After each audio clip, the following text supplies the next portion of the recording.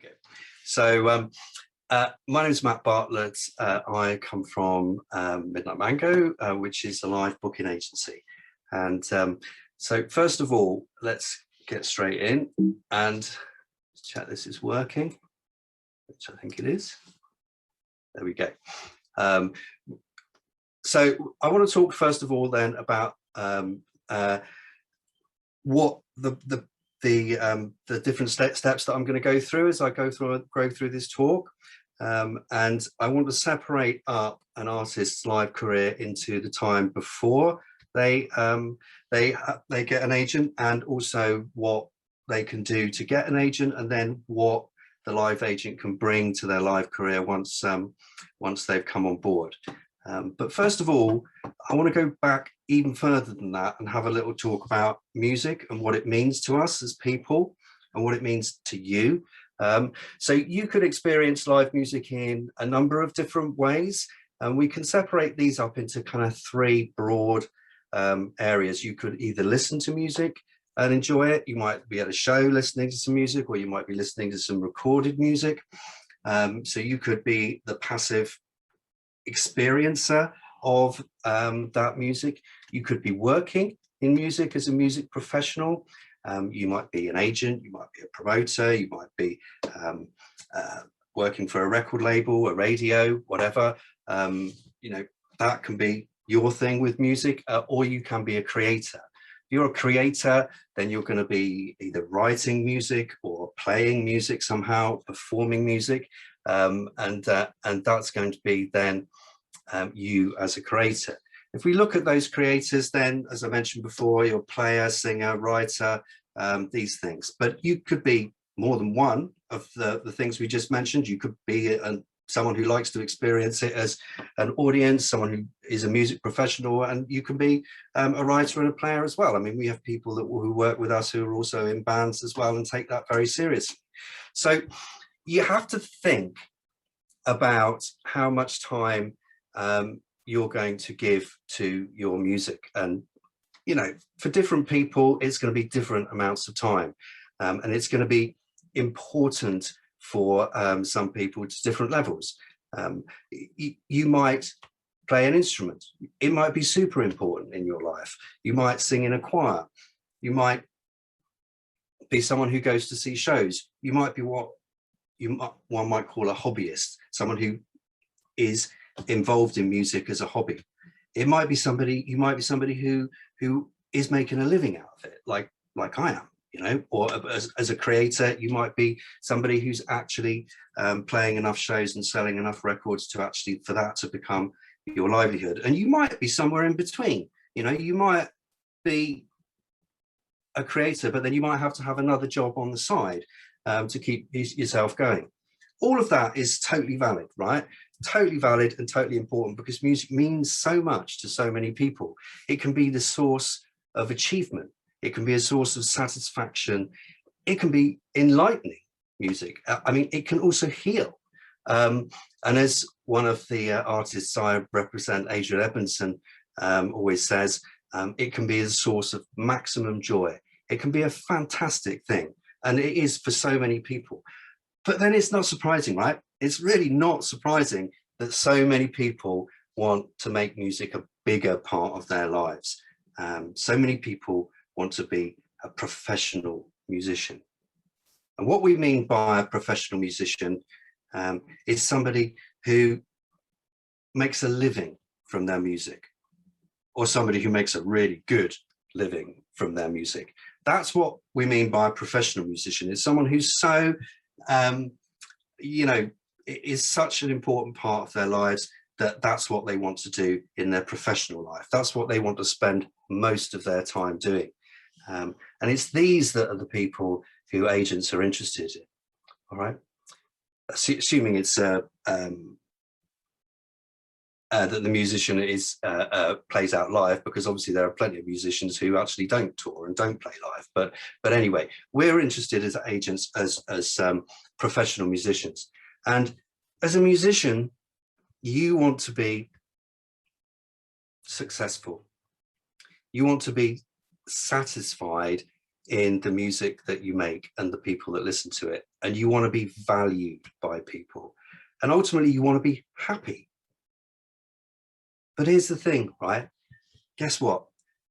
That's what agents want as well. We want to be successful, and we want to be satisfied, and we want to be valued, and we want to be happy as well. Okay. I mean, that doesn't just go for musicians and agents, but the point I'm making is coming up. So in our lives, we're all limited by time, right? We only have so much time that we can do so many things. As agents, we can't help everybody. We can't even help many. We can only help a small number of artists. And those are the artists that we say eventually come onto our roster.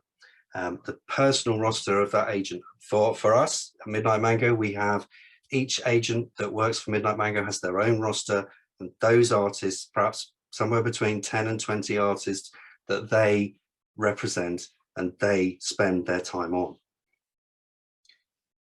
So if we're going to become happy as agents, successful, satisfied, valued, then we have to make good choices about the people that we work with. On one level, we have to choose, well, people we work with as colleagues. I mean, certainly if you're an employer, then you have to choose the right people that work with you.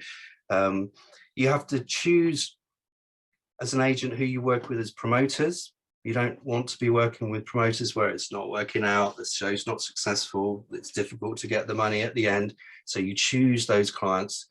And of course, you have to choose who you represent as musicians. Of course, musicians must choose their agent carefully too, as well. And I could do a whole webinar about that, how a musician might choose their agent. But that's for another day. Let's think about for a moment the people that you work with as musicians, right? So if you're a music creator, then you want to spend your time creating music. To get good at creating music, to get good at your craft, to get good at songwriting, to get good at performing, you need to spend a lot of time focusing on those things. But there's loads more to do, isn't there? There's loads more as an artist when you're starting out, when you're breaking, when you're trying to begin your career as a professional musician. Then you have to think about the shows that you're going to promote. You don't have an agent or a promoter to do that for you. You might have to do that. You need to think about your socials. You need to think about keeping up to date with them, your mailing list, your fan base, all of this stuff, your image, how you're presented, whether you're getting reviewed, all of that stuff you kind of want to think about, right? Yeah, there isn't enough time to do that. And because of that reason, you want to get people on board who are skilled in those things. So you have to involve other people and you have to build a team. You cannot be a professional musician in isolation. You just don't have the time, and you wouldn't be a great musician because you wouldn't have time to work on the things that you do. But here's the kicker, right? If those experts are going to choose you, you have to get some of the way first. You have to get some of those things done first. So you kind of have to start when you're starting to develop as a professional musician, or that's the pathway that you're carrying on, then you're going to have to do some of those things first in order to get noticed. In other words, you're going to have to do that if you're going to become successful, satisfied, valued, and happy. Okay. Now, when we at Midnight Mango think about who we're going to take on as an artist, then I'm going to talk a little bit about how we make that decision, because I think it's really important about how that maybe shapes your approach to music, your music, and how you create that. But when we, so people write to us and ask us, would you like to represent us? The first thing we do is we listen to the music and we think about, is this music unique? Unique's a kind of interesting word because it means that it's one of a kind. It means it's maybe not exactly like other things. If we find somebody writes to us with a, I don't know, a 4-piece band that have got bass, drums, guitar, vocals, and the vocal is standard, it may be really good, and the songwriting is interesting, good tunes maybe, but it's just like a lot of others, then that's not unique, and we're probably not going to be interested in that, right? Unique is something in the voice, right? That's crucial. Something in the voice that really makes it stand out. Something in the songwriting where there's a tune in there, a melody that we know is going to hook people in and make them listen to it. So that's the first thing that we're going to consider. But, you know, then we're going to ask a couple of questions, and these are pretty crucial. Is the artist popular already? Like, if they're popular already and we like them, they probably are unique. And if they're popular already, then maybe that's the only question we need to ask. You know, do we like them and are they popular? Because then we can engage them and take them on and book some tours, and it's not so hard. And, you know, and they've probably been represented by another agent in the past and they've wanted to move to Midnight Mango for some reason, or maybe, you know, whatever. We might just take them on at that point. But if, as we're talking about in this lecture, do they have, is the artist a new artist, breaking artist, emerging artist, whatever you want to call it? Do they have the potential to become popular? And that's really key, because we're then trying to think about somebody as being having the potential, something in the future. So it's like a bet, you know, it's like, I think that will happen. And so we need to think about the different things that are associated with perhaps that actually happening. So we think about their promotion, their self-promotion, we think about their image, we think about really important one, the video, which we'll come to a little bit later, but have they got a really good video that stands out, that's storyboarded, that's that we can use, and not necessarily for their audience, their fan base, if you like, but actually something that we can use as agents. All right, we look at the artist. Are they persistent? Have they been active? Have they been proactive? Have they been, you know, doing things and working hard? I mean, so many people get into music and then as a job, thinking they want to become a professional, and then they end up with a different job. You know, how dedicated is that person or that band? Are they popular, right? It seems like an obvious one to ask, and it seems like an obvious one to answer that probably not at the moment, but we can look at their popularity in their hometown. Are they doing shows where they've sold tickets in their hometown? Are they popular on socials, on Insta and Facebook and or whatever other social we want to talk about? How many streams have they got on their Spotify platform? You know, these are things we look at. Do they have a manager already? Do they have label interest already? Okay. I mean, they're not going to have all these things, but we're going to look at all those things and then get some kind of idea about whether or not that artist is worth taking on, worth it to us. And then say we've decided that, then we do want to take them on. Then there's the next step is actually, do we have space, right? Remember I spoke about how we, as agents, we can only really spread ourselves, you know, across 10 or 15 artists, and we can't spread ourselves too thinly, because if we do, then we're not doing the other artists that we represent any justice. Bear in mind as well, if, you know, as an agent, you 10, 15, 20 maybe artists that you represent, whilst you're representing them, there'll be some of those that are completely not active as well. So actually the number is kind of smaller that you're working on at any one time.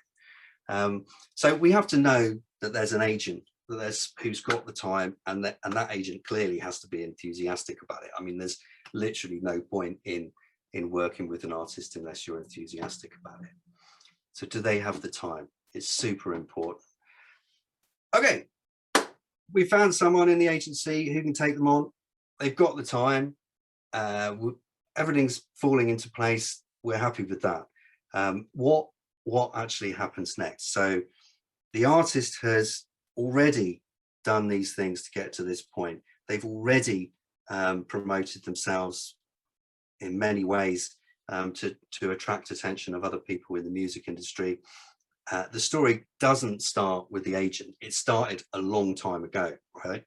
But now they're with us. And I want to talk a little bit about the toolkit that we as agents have to take their career to the next stage. Now, before I do that, I just want to make a point that this lecture is about up to around 2 years into the artist's career with their agent. All right, if we wanted to talk about after that, then that would be a whole other subject. Okay, but we're talking about emerging talent now and the toolkit that we as agents have to deal with, to progress the artists that we have that are emerging. And, you know, actually, that's another point that's worth making, is that, you know, not all of our artists are emerging. We've got a much smaller number who are emerging. So, you know, we have to spend a lot of time on those, a lot of time on our emerging talent, and we get little in reward from that financially. So it's a big investment for us, those first 2 years. Okay, so let's talk about the toolkit. We'll start talking, first of all, about how we get our artists to the next stage. Now, remember we spoke about the team, and the artist may have some people that are part of the team, their team, but the chances are they haven't.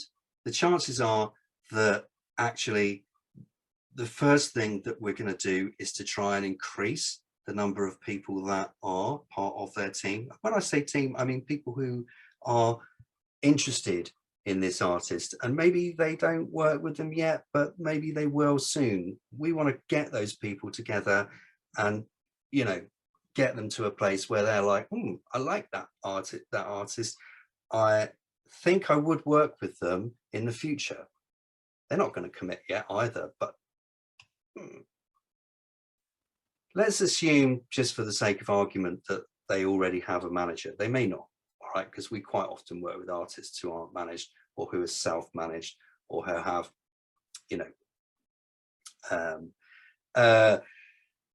somewhat a key person in their actual band, or their actual in their outfit that is making a lot of the managerial decisions. But let's assume that this emerging artist has got a manager, and we want to build their team. So the first thing we're going to do, if we're super early, is to get them into a place, or the first part of our toolkit is to expose them to other people, and this can be done through getting them onto a showcase gig. Now, we can't necessarily put them onto a gig where they're headlining in London straight off the bat, because they wouldn't sell enough tickets. And if we were to say, right, okay, so we'll get somebody from PR down, or we'll get somebody who might become their promoter in this town down, and then they stand in a room with only 2 people in the band playing, then that's not going to look good, and that's going to have like a detrimental effect on what we're trying to achieve. So we can use showcase billings, showcase gigs to do that, because there will be several bands playing on the bill, and those bands will hopefully all bring a few people, and there might be someone at the top who maybe be worth a few more tickets, and we can get a room with at least some people in it that these tastemakers, should we call them, have come down to watch. So that could be one of our roles as a booking agent, is to get the band or the artist onto a showcase billing. And that's almost always in London, by the way, which is a bit depressing, frankly, but it nearly always is in London, because that's where a lot of people in the music industry work. I mean, just as an aside, I don't live in London, right? But people who work in PR, you know, pretty much most of them actually have a presence in London and get to a show. Sure, if there's a super buzz about the artist, then an A&R person might travel. But if there isn't, then it's probably going to be in London, right?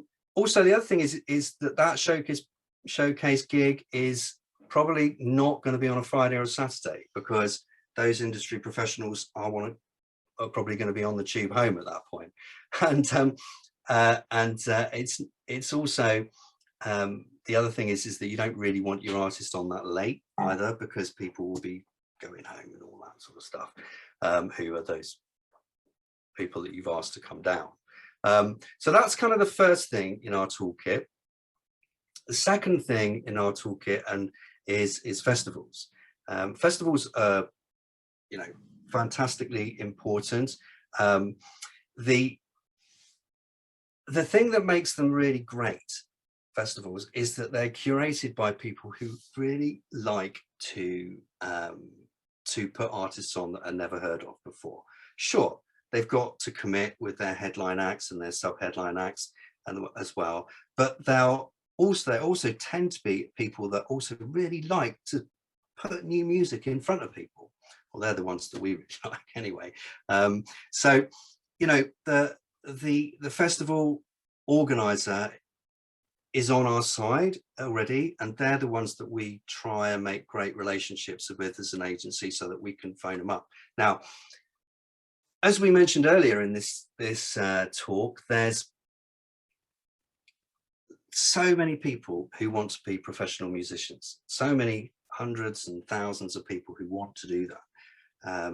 And we as agents, we can work as a bit of a filter for people who curate acts at festivals. So we have a lot of festival organizers who will come to us for suggestions, and we can make those suggestions, and they can trust us because they trust our judgment in the music that we put across to them. Doesn't mean they'll choose it, but it means that their pool of talent that they've got to choose from is a smaller one, a more manageable pool of talent, right? And the next thing that festivals have is they have a budget, right? That means that we can get some emerging talent out onto the festival circuit across the summer, and they can actually get some money, right? Not huge amounts of money, but enough to keep them rolling from one festival to the next and have a bit left over, you know? So that is really hard to do with small gigs, and it's impossible to do with showcase billings. So, you know, that's super great to do that. Often these festivals will have multiple stages. Some of those stages may be particularly for emerging talent, or some of the slots that are on earlier in the day have a relatively small budget against them. And the festival curator can really think about what new talent they can put into those spaces to expose to. Now, we spoke about how festival programmers love to put new music in front of people, and to make those choices, and feel in some way kind of responsible for exposing that music to people, and they absolutely are. But then you also get people who come to festivals who pay punters who pay to come to festivals to do that as well. They're people who really like new music, and they want to go out of that festival and go home and tell people about it. Maybe they're just people who really like music, but they might write a blog, or they might write a fanzine. You know, they might be people who actually can connect with a lot of other people and tell each other about it. People who make playlists on Spotify, those kind of people. Now, they wouldn't be at that festival specifically for your artist, but they've come and they've seen and they've enjoyed, and they take it away. And then there are just regular people who come, see, enjoy it, take away. All right. And those happen in those festivals in different parts of the country. And that's how you build some knowledge about the artist from a live point of view, right? And knowledge about the artist in different places in the country. Okay. So you're building their audience through putting them out into as many festivals as you can in their first season. That's a key way that we work at Midnight Mango to do that.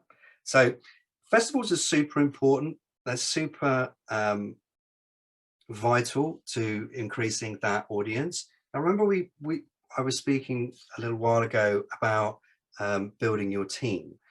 When the agent got together with the artist in the first place, before the festival season, they had this notion that that festival season was going to happen, and they were going to book it, and they had faith in the music that that the artist was making to do that.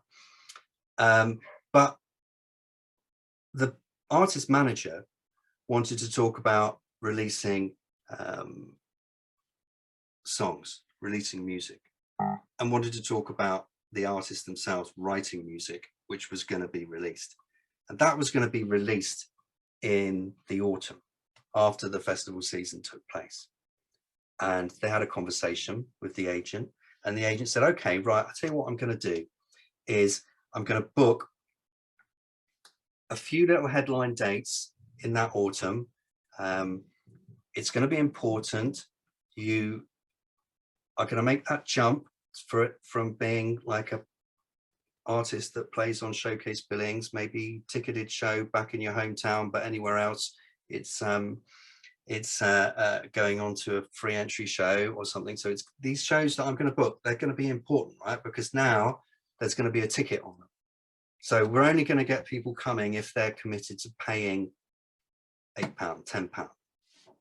God forbid £8. I'm so fed up with these shows being £8. Anyway, that's another story. So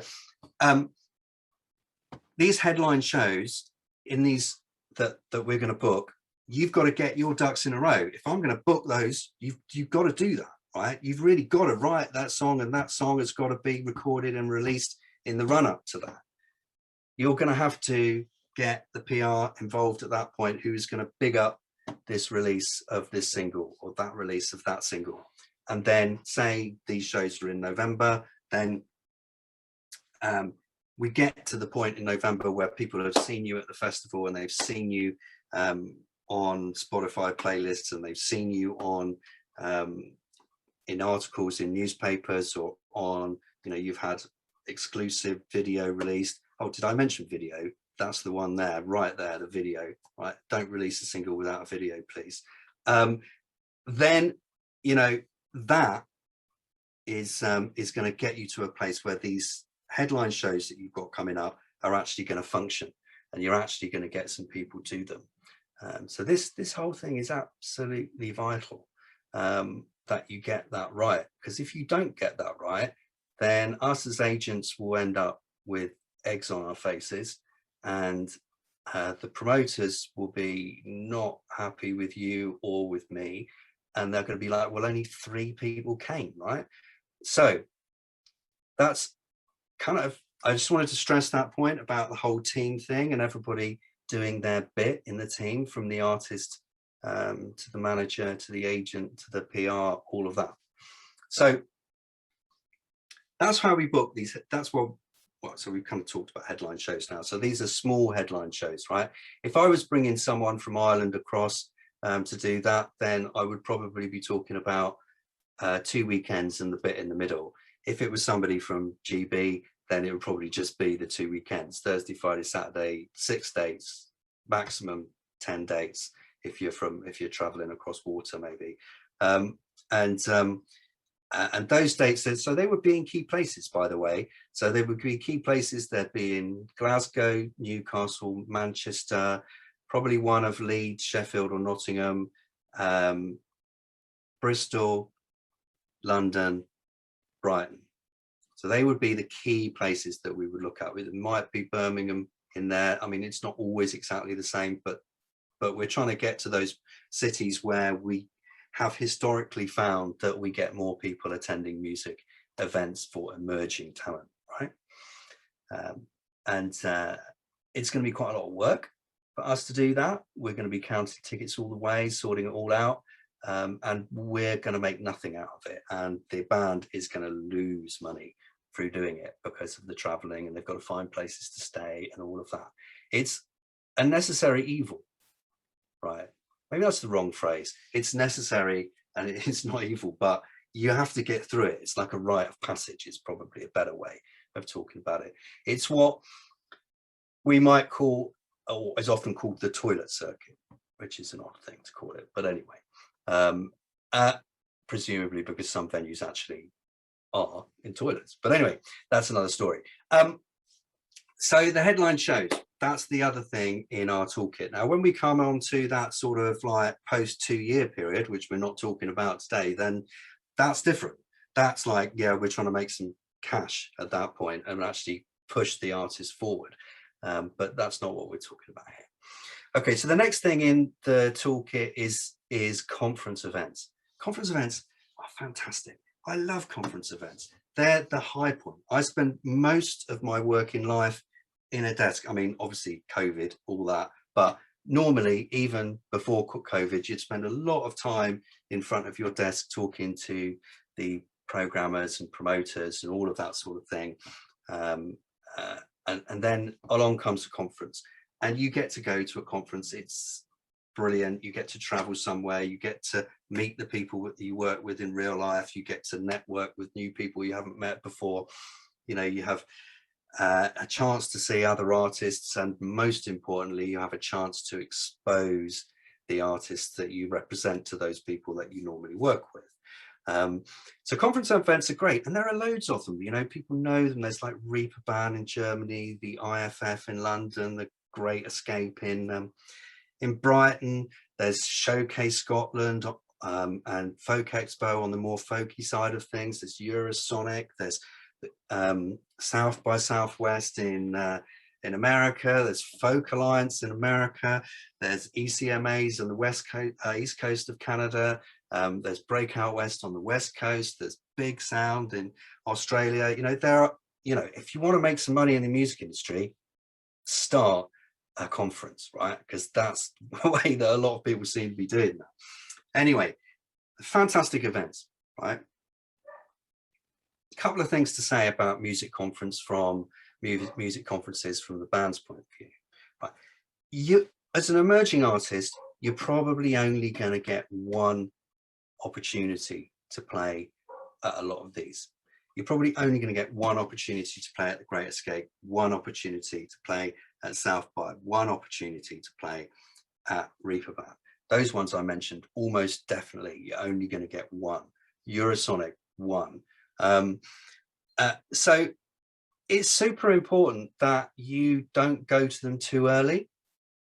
Going to, you know, say you've written a fantastic song and you've got a fantastic video, and you've done this festival season, and you've of small side shows at festivals, and you've done your your 6 or so key headline shows, and you think, right, it's time to go to Eurosonic.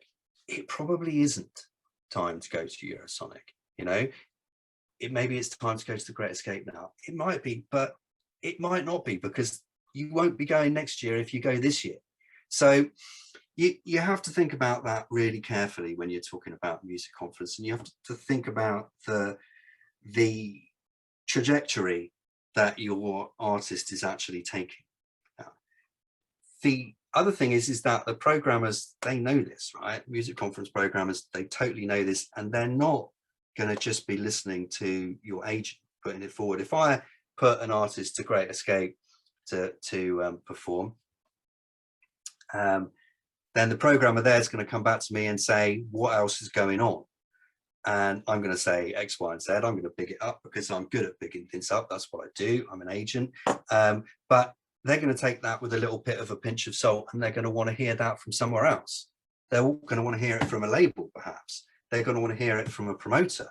A lot of these events are actually owned by promoters, so they're going to want to hear it from their own promoters. They're going to want to hear it from a PRO, you know, or from a label, innumerable different places. So getting an artist onto a conference is not just the agent's task. It quite often is the agent who instigates it, who makes it happen, and it's definitely going to be the agent who attends the event, right? But it can't just be the agent who's going to get them to that conference, because the programmer will see through that, and they're going to want to see other things going on. So a significant effort needs to be made there. But Conferences are fantastic, right? They are fantastic. They're great. Some of them, I mean, thinking of IFF in particular, I mean, it's a great platform to get your artists playing at European festivals, for example. You know, Eurosonic, kind of the same, actually. It's a great way of getting bookers to want to work with an artist if you've got them playing at Reeperbahn or Eurosonic. You know, Folk Expo is a great opportunity to get in front of a lot of folk festivals and a lot of rootsy sort of Americana festivals. Americana, didn't mention that. AMA's in AMA UK, relatively new event, which is also fantastic and really sort of growing. So we love conferences. They're super useful. They need to be super useful to the artist as well. But you need to understand how to exploit them as best you can. Okay, then the last thing I wanted to talk about in the toolkit is support tours in the agent's toolkit. This is one that is often considered by artists as the holy grail of promotion. You know, you're going to get, we want to get this tour support, we're going to get on this tour support, and we're going to get in front of a load of people, we're going to sell a bunch of merch. Not only that, we're going to get it play out with a band that we super admire. You know, maybe it's somebody that actually, maybe it's somebody that the emerging talent is a bit of a fan of. You know, this is the thing. You know, we don't care about the money. We just care about getting on that tour support, because that's going to be the gateway to fame and fortune. Okay, a couple of things need sorting out here. There's a bit of myth busting that needs to go on here. A bit of myth busting about the agent's role in this process, a bit of myth busting about what it can actually achieve for you. So the first thing to think about here is who actually chooses the supporting lineup, right? Who actually chooses the supporting lineup? Now, imagine if you are that famous artist, you are that headline artist who is playing, and you have spent so much time and effort getting to where you are. Who do you think you are going to want to choose the artist that is doing the support? Hello, you want to choose it, right? The headline act wants to choose it. That's who wants to choose it, and they will have skin in the game, and they will be the ones that say, well, actually, I want so-and-so to do it, or I want so-and-so to do it, or I want so-and-so because I know them to do it, or I want so-and-so because I'm worried about selling tickets and this artist can actually shift a few tickets for me by helping with the promotion. You know, these are the things that they are going to think about. These are the things that they and their management are going to think about. So, you know, imagine a situation where an agent says to the artist or to the artist manager, well, I want this act to support. Please, can you let them support? And they're like, well, we rate your opinion, Matt. We think they're a good artist, but we've got some other ideas. So, you know, that is not, that is totally the normal situation. And it doesn't matter the size of the agency, whether you're a kind of mid-sized agency like we are at the minute, or whether you're small or whether you're big, then the headline act is going to be the one that's going to want to choose the artist.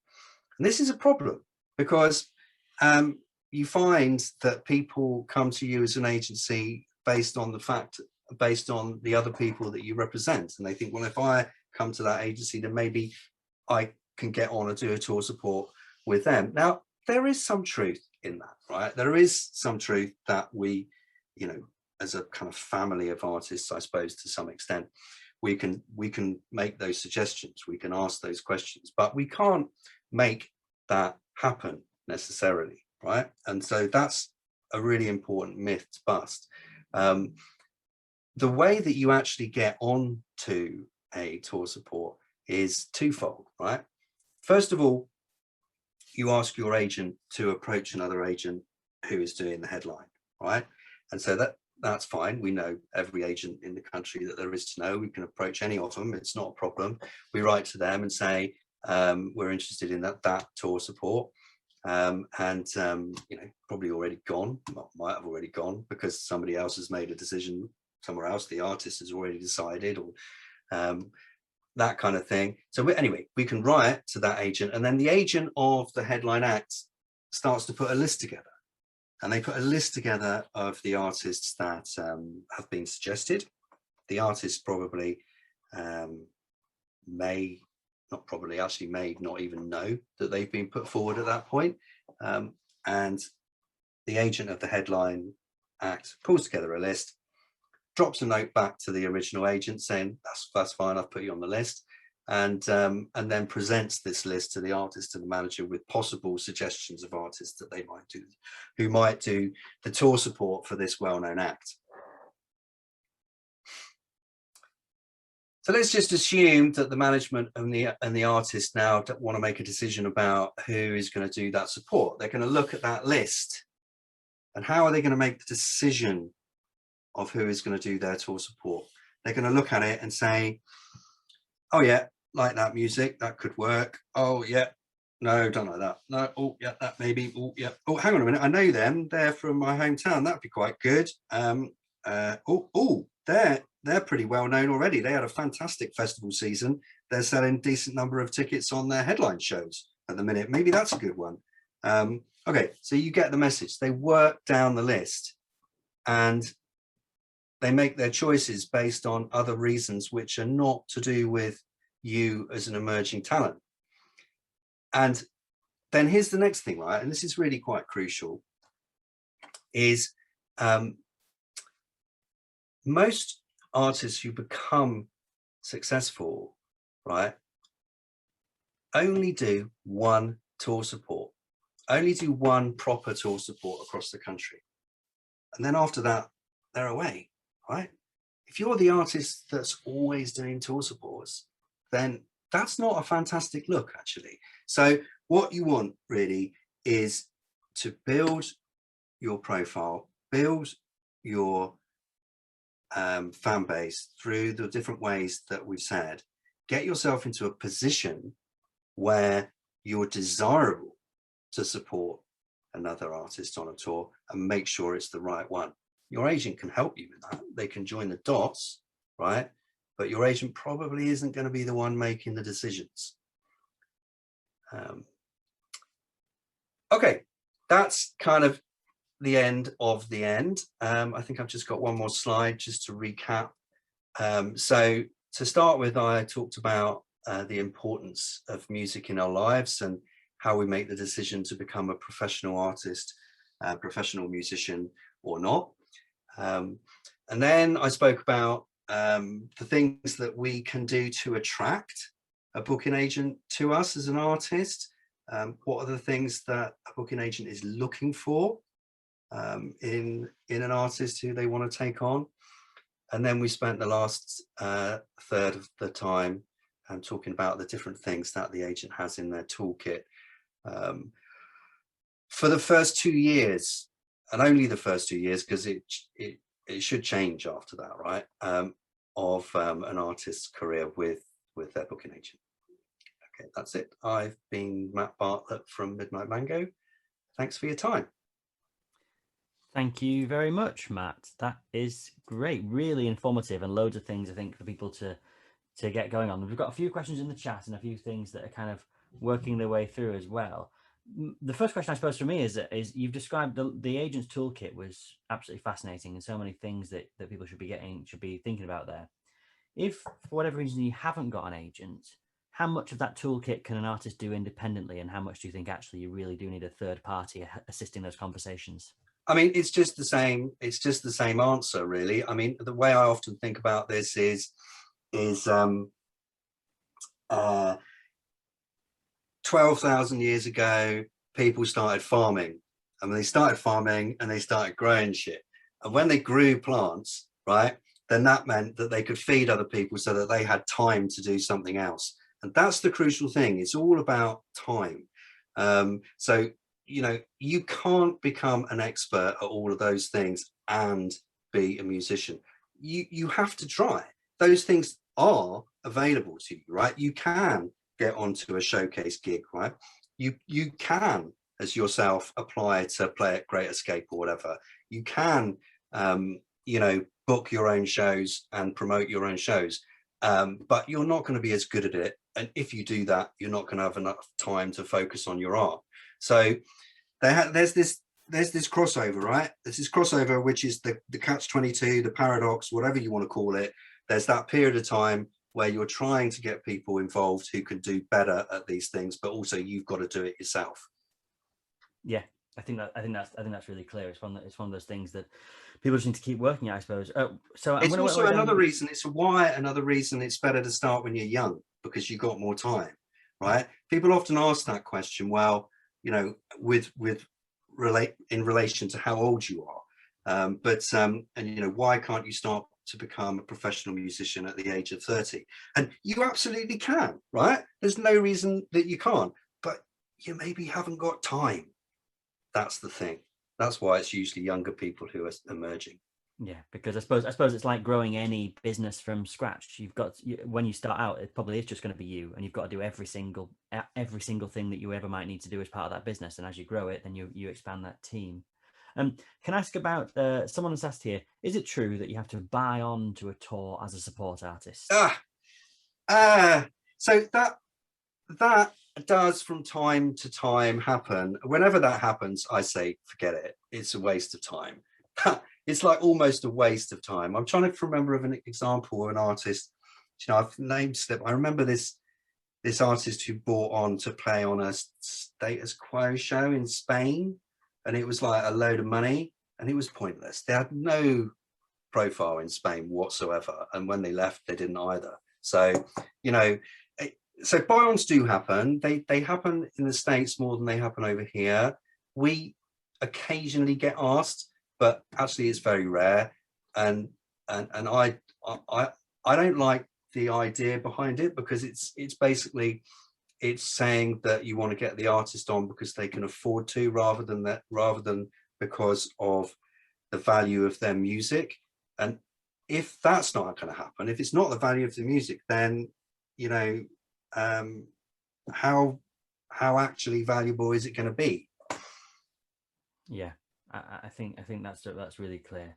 I'm going to ask a couple of questions. There's a couple of questions here that relate to social media and how, I suppose, your social media numbers relate to the scale or success of your live career or otherwise. Probably there's one here which I might just read out, which articulates it quite well.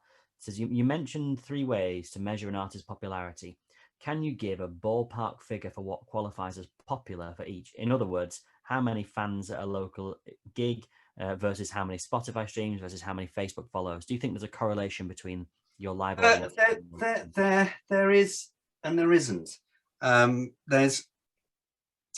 So you have to take all of that with a pinch of salt, right? And I've got another whole lecture on this, actually, but just to put it in a nutshell, you know, it depends. Most of all, it depends on who your audience is, and what social media they use, and how much social media they use. And if your audience is more, say your audience is perhaps a more mature audience, then you're going to look towards Facebook more. And if it's more younger audience, maybe you're looking more to Insta or TikTok or whatever. And so maybe if it's a younger audience, then you would expect the Spotify numbers to be bigger, or maybe if it's an older audience, the Spotify numbers, you know, are not necessarily so big, because maybe the older people aren't accessing Spotify in the same way that younger people are. So it's not, I mean, it definitely is scientific, right? But it's not as simple as saying, oh, you have to get to this in order to get to that. You know, you have to have 1,000 Facebook followers before you can get further. It's one of those judgments that you make in the round as an agent. Like, I would, if I was looking at an artist, I would consider the genre, and I would consider the platforms that we looked at, and I would I would consider the ticket sales if I knew them, right? If the person who'd approached me said that they'd sold 200 tickets, by the way, be honest about that if you do say it. I'd take that all into consideration in the round. It would not be just a simple, oh, they've got a ton of Facebook followers, they must be fantastic.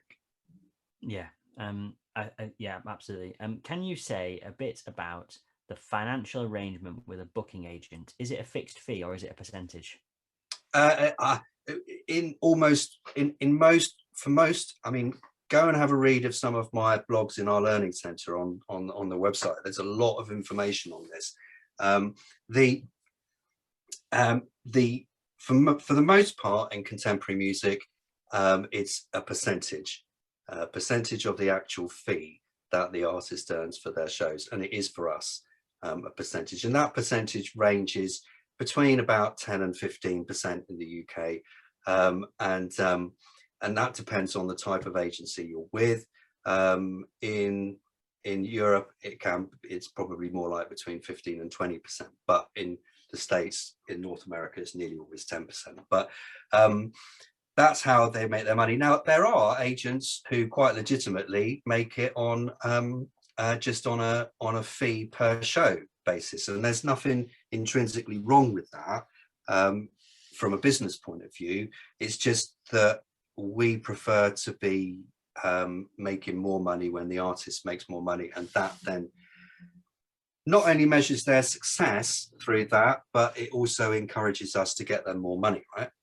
If I was getting 150 quid for every show, then my incentive would be to get shows anywhere, not in the right places for their careers. That, I suppose I hadn't really considered that kind of thing before, that actually that return is really important. It seems to me like an ongoing conversation then between artist and agent is absolutely vital in deciding what's best for the career and how you're going to grow that and where you're going to play. I mean, it's vital. I mean, bear in mind, of course, that if you're going to play on these headline shows in small venues that we were talking about, you know, I don't know where, Louisiana, in Bristol, that kind of place, and the agent's only probably going to make about 20 quid at the end of it. After all that work, you know, the artist makes 250 quid or something like that. The agent's going to make 20 odd quid. I mean, that's not going to pay the bills and put food on the table for anyone. So that represents investment, right? That represents skin in the game. That represents us showing that we're dedicated to that artist and actually doing those shows. And that's why sometimes artists, you know, need to be told that. Because if you're going to work for someone and you're going to work hard for 2 years and get paid hardly anything, then that has to count. Yeah, absolutely. I mean, it seems to me in the folk sector, we see loads of folk artists who are playing to audiences of around 100 to 150, but not necessarily growing beyond that. Can you think of any sort of strategies to help people get past that ceiling once they reach that kind of level? Release better records. Tick, done. That is the answer to that, because after that point, the agent is reacting. We didn't talk about this today, but we could talk about it. We are reacting to their success. So we make their choices about where we put people, but if they're not going any further, then they have to find another way to do that. And that's not the agent isn't going to be the answer to that question. Yeah, I think so. You're going to be part of the answer, but there's going to have to be other parts. I've got just a couple more questions, and then we'll be there, and then we'll round off there, Matt. The two I've got here that are still left are: what, with all the rescheduling because of COVID, I'm finding it hard to find live opportunities. What would you suggest? I mean, that's tough, right? That is definitely tough. And we're all in that same position. I'm not entirely sure I can answer that. I mean, you just have to keep trying. You have to keep looking for opportunities. It's just harder at the moment because all those opportunities have been taken by all the bookings that were made last year. You know, I mean, we have booked shows into festivals this year, particularly where like the American contingent isn't traveling to a festival, so we found opportunities to do that. I mean, that's pretty tough to do if you're if you're an artist, though, because, you know, clearly people have come to us as an agency and said, you know, we need some more acts to fill these holes, but they're probably not going to come to individual artists. So yeah, I don't really have an answer to that. No one really has an answer to that. I mean, put yourself on. I'll tell you something interesting, actually, if I've got time. So this is interesting. And actually, maybe that does sort of answer that question. Is I had an artist, one of my agents decided to work with an artist and wanted to book a tour in August. And I was like, why are you doing that? That's this August. All right. He got another job. He still works with us, but he got another job for a few weeks. And he said, Matt, can you help me with this tour? And I said, yeah, okay. Went out, spoke to people across August, and I booked 20 shows, like literally 20 shows in August for a tour. And there were actually venues who were interested in putting on stuff that they had space. It had all been cancelled, blah blah blah. So clearly there is those were sort of small art centres and people I know, and it just sort of came out of the woodwork. And we booked 20 dates for Josh O'Keefe, the guy's called, from Nashville. Oh yeah, fantastic! I saw him showcasing at AMA, the virtual conference this in January. Right. Yeah. I think that's possibly we've got time for, Matt, but I think that last point is really interesting, because certainly with English Folk Expo, we've got a range of gigs in July and August where we wouldn't normally have thought about that kind of stuff. I think it's just appetite for people to get back out there and seeing live music. Matt, do you want to just mention your website? Because I know you've got some fantastic blog posts on there for people to have a look at, and we'll drop that in the Folk Talk Academy website as well. Yeah, no, thanks. So we're midnightmango.co.uk, and there's a section there of blogs that I've written, and also I've just started something called the Learning Hub, which is where I'm putting quite a lot of my thoughts down. So yeah, I'll probably end up putting this video in there somehow. Yeah,